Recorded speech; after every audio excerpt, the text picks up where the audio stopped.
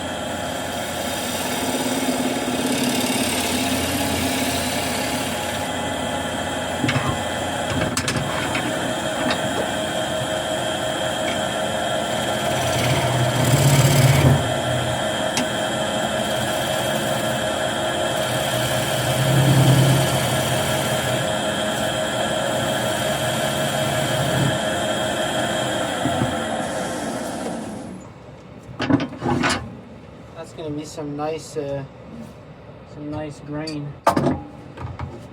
So yeah, so I roughed out the 12, and for some reason it didn't record. So is it recording now?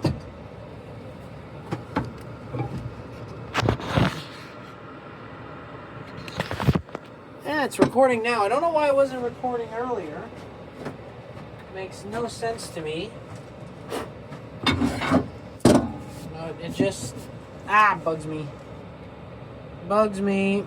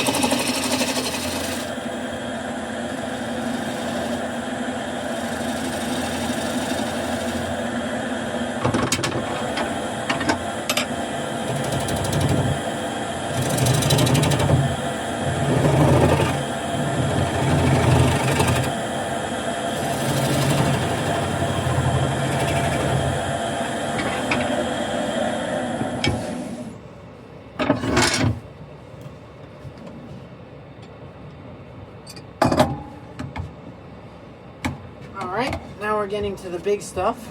I'm really sorry about the cherry blanks. It turns beautifully, and I really, it bugs me.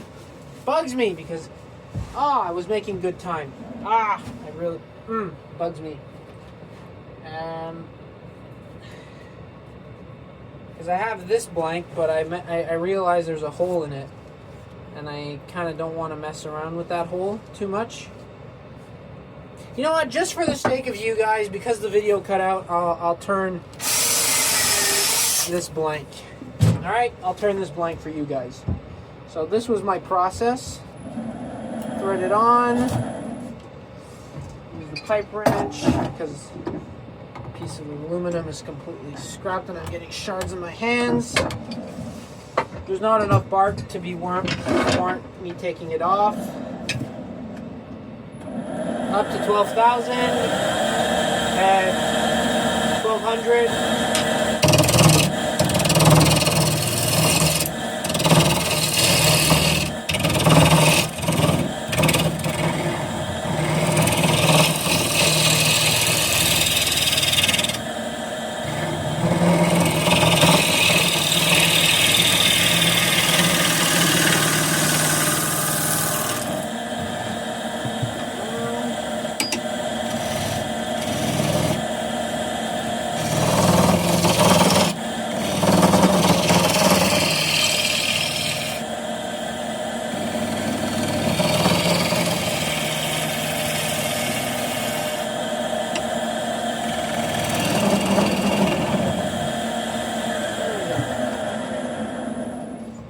Still has that massive hole in it, but that's probably not going to become a bowl, but I just wanted to show you guys the process of turning those small cherry bowls, because they're the really ones that are fun to turn. Anyway, see, it has a giant hole there. It probably goes all the way up to there, so yeah. Anyway, I'm going to try a different camera angle for the next one. And, yeah. Have the chuck on. We'll start off with these cherry bowls.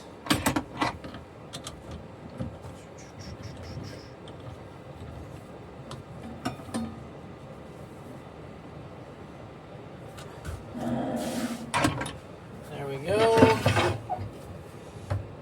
Don't need this much of a rest.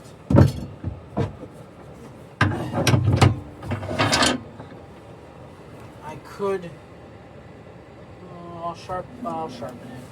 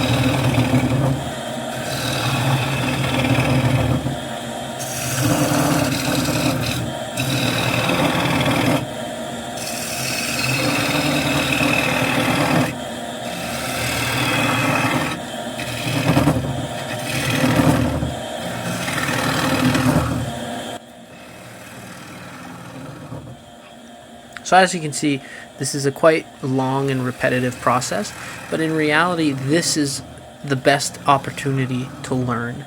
So by doing these batch works and doing multiple bowls one after the other, it allows you to get really, really comfortable with the bowl gouge. So I find that this is something that really helped my bowl making process, is just doing these kinds of things, because it doesn't matter. These bowls are going to be reworked and retouched and resanded and dried and warped, and they're going to crack. So this is the time. This is what I love about wood turning, is that you can get into the wood right away. You don't have to wait for it to dry to start making stuff. You can already start making roughed out bowls days after this tree was cut. This tree was cut literally less than a week ago, and it's already being made into bowls. And it doesn't matter if you don't have a good inside cut, it doesn't matter if you have a good outside cut, it just gets these processes quick. So when you do get to finalizing bowls or just starting off from a solid blank of wood, you're really quick with it because you have that practice, that muscle memory. And if something goes wrong, it doesn't matter, you're leaving it such in a unfinished state. So like I like to say 70% done, that you still have a 30% to do in 2, 3, maybe even a year. And by that time, your skills will have gotten better, so that bowl is not going to be where you are now. You have to think about it, where do you think you're going to be in a year, and that's how that bowl is going to look. So I really recommend anyone who's starting out, just start roughing out into batches. It's such a good tool.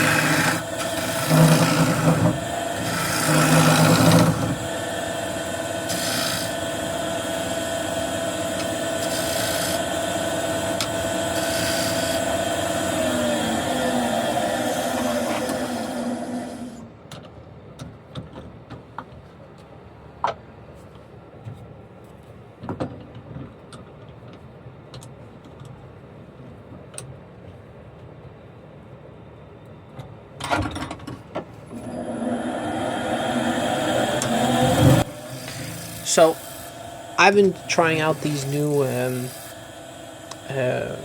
audio recordings afterward, this like narration. Tell you guys, let me know in the comments if you like it. Anyway, I just wanted to talk about, you see the setup, it's quite repetitive. And that's one of the things you want to look for when you're doing batch work, is getting things quick. It's learning how to do like a production line.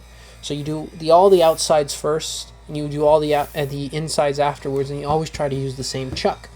But as you can see, when I was doing the outsides, I don't really measure. You kind of just eyeball it, because even when you're drying, you want that tenon to be a little bit bigger, so that if it's a little bit bigger and it warps, you can still grip it to make a recess on the inside. And you can see that I'm using my jig to always have like at least 10%. Now, honestly, most of these bowls are done above 10%, the 10% rule, so they're a little bit thicker than they actually should be, but that's not too bad. The more wood you leave, there's two things that does. It does, one, it's going to dry a lot slower because you have more wood to dry, which is normal. Second, on the upside, it allows you to have more stuff to work with afterwards. So if I wanted to make an enclosed bowl or a round bowl, so like basically like a half sphere or very enclosed bowl, I could, because I have that material in the walls to do that. And if I just want to make a normal standard thin bowl, that's fine. I'll have the material to do that too. So sometimes leaving it a little bit thick isn't the problem, especially if you're not on a hard timetable. If you have to have these bowls dried in a week with the white microwave, you want as little stuff as possible. Just enough to be able to rework the bowl and just enough to get it to dry quickly. But I'm not planning on touching these for another year, maybe 6 months. I don't know. I have a lot of other wood that I have to process. I don't know when I'm going to touch these again. So it doesn't matter if they take 6 months, 8 months, a year to dry, because I have other stuff to do and I have other bowls that are finished drying that I need to work on. So that jig kind of gives me an idea of where I should have my line. And in some cases, I don't even use it, because you just, after doing 20, you kind of know. You eyeball it. You can tell where that 10% is. But I always like to check. And it's a very easy jig to make. You really just take an old piece of scrap wood and you just put lines on it, and then you just calculate 10% of each diameter, so that you look at the diameter at one end and then you just write, okay, for a 5-inch bowl, that's the line, zoop, that's it. Very, very easy. And yeah, also a very sharp gouge helps. You can see I'm sharpening more and more between bowls, it just allows for a smoother cut to happen.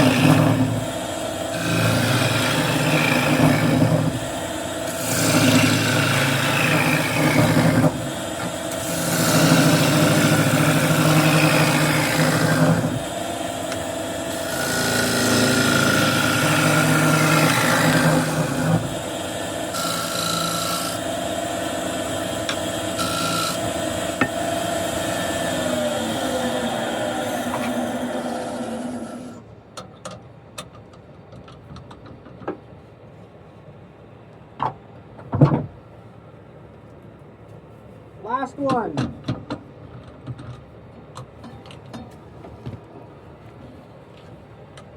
Last one. Oh no, never mind. There's one over here.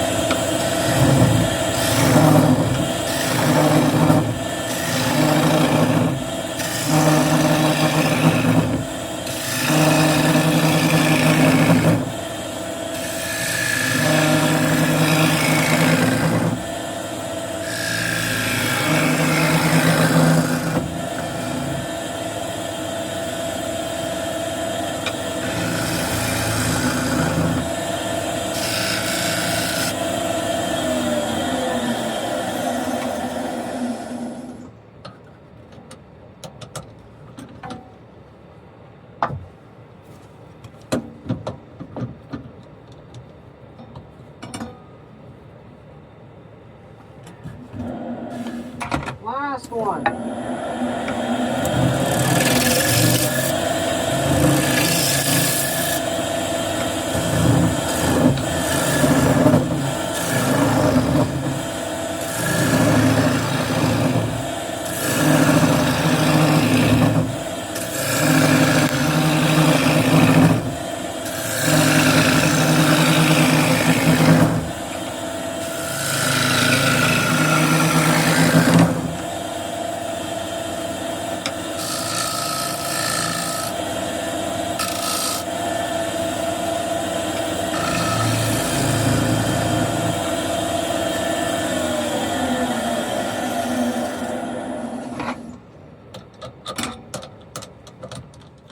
So, here are all the finished bowls. They're all coated with my homemade mix, and they're all stacked. They're all dated, so I'll know exactly when to return them next year. So January 23rd, 2026. So in like 6 months, probably a little bit less because these are a lot smaller. So probably a little bit less than 6 months, but that's where they're going to be. So I hope you enjoyed the video. Like, comment, subscribe, whatever. Happy turning, and we'll see you next time.